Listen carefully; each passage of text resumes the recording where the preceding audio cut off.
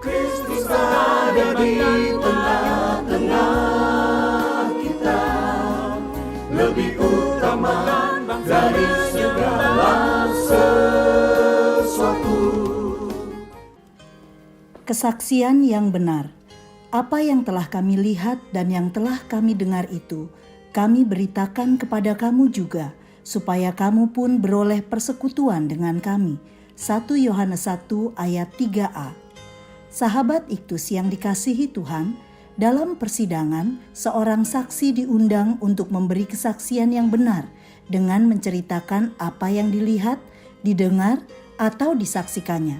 Banyak orang menjadi takut untuk menjadi saksi, padahal mengapa harus takut? Bukankah ia hanya menceritakan pengalamannya?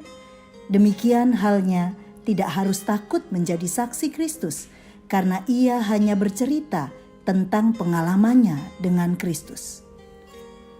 Surat 1, 2, dan 3 Yohanes selesai dituliskan antara tahun 90 sampai 100. Saat itu Rasul Yohanes sudah mendekati usia 100 tahun. Dalam suratnya, ia menekankan pengalaman hidup barunya di dalam Kristus dan mengingatkan orang percaya bahwa hanya dengan berbagi pengalaman hidup yang nyata, seorang dapat memberi kesaksian tentang Kristus. Inilah hakikat kesaksian yang benar. 1. Arti kesaksian. Arti kesaksian adalah yang telah kami dengar, kami lihat, kami saksikan, dan kami raba dengan tangan kami. Kata kami menunjukkan bahwa Yohanes berbicara atas nama para rasul yang lain. Ia menggunakan struktur klimaks, yakni sebuah kesaksian, bukan hanya menyampaikan apa yang didengar, tetapi dilihat, bukan hanya dilihat, tetapi disaksikan, bukan hanya disaksikan, tetapi diraba dengan tangannya sendiri. Yohanes menambahkan lagi dengan yang telah kami saksikan, yaitu lebih dari sekedar melihat, dapat berarti menatap dengan tujuan, dengan keinginan, dan dengan kegaguman. Puncaknya adalah sebuah pernyataan kedekatan Yohanes dengan pribadi yang dibicarakan, yang telah dikenal dengan sangat dekat dan intim. Bagian ini menunjukkan kedekatan Rasul Yohanes dan para murid yang lain dengan Yesus selama di bumi. 2. Inti kesaksian. Frasa ini merupakan kunci dari doktrin inkarnasi Kristus, bahwa apa yang ditangkap oleh berbagai indranya itu tidak lain adalah firman hidup, firman kekal yang ada bersama-sama dengan Allah di dalam kekekalan, tetapi telah ada di dalam daging. Pemikiran Yohanes ini membawa pemikiran kepada Yesus yang disebut firman. Rasul Yohanes benar-benar mengenal firman hidup itu, dan sekarang ia mau supaya orang lain mengalami hal yang serupa, yaitu memiliki hidup kekal bersama-sama dengan Bapa. Hidup, zoe, mendapatkan kata sifat aion, sehingga frasa tersebut bisa diterjemahkan hidup yang kekal itu, menegaskan bahwa inti kesaksian adalah tentang hidup, yaitu Logos, Yesus Kristus, yang telah dan sedang ada dan ada selama-lamanya. 3. Tujuan kesaksian. Kata supaya menandai sebuah tujuan, yaitu persekutuan dengan kami. Persekutuan adalah koinonia yang berarti hubungan dekat atau perkumpulan yang harmonis sebagai rekan atau saudara dalam berbagi berita Injil.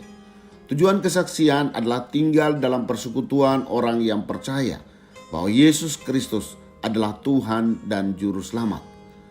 Dan persekutuan kami adalah persekutuan dengan Bapa dan dengan anaknya Yesus Kristus.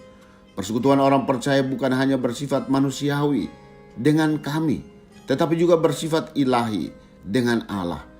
Ide ini telah dituliskan dalam Injil, yaitu supaya para murid mendapat persekutuan dengan Bapa dan dirinya. Yohanes 17 ayat 21. Kesaksian menyempurnakan sukacita karena bertujuan agar seorang berada dalam persekutuan dengan Tuhan dan saudara seiman. Sahabat Iktus, kita tidak perlu menjadi takut untuk membagikan kesaksian kita kepada saudara-saudara kita yang lain. Mengapa? Karena kesaksian yang benar adalah bercerita tentang pengalaman kita dengan Kristus.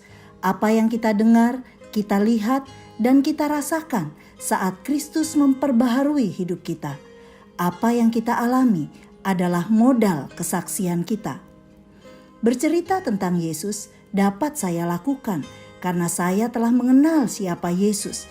Bahkan dalam perjalanan hidup saya semakin intim berelasi dengannya.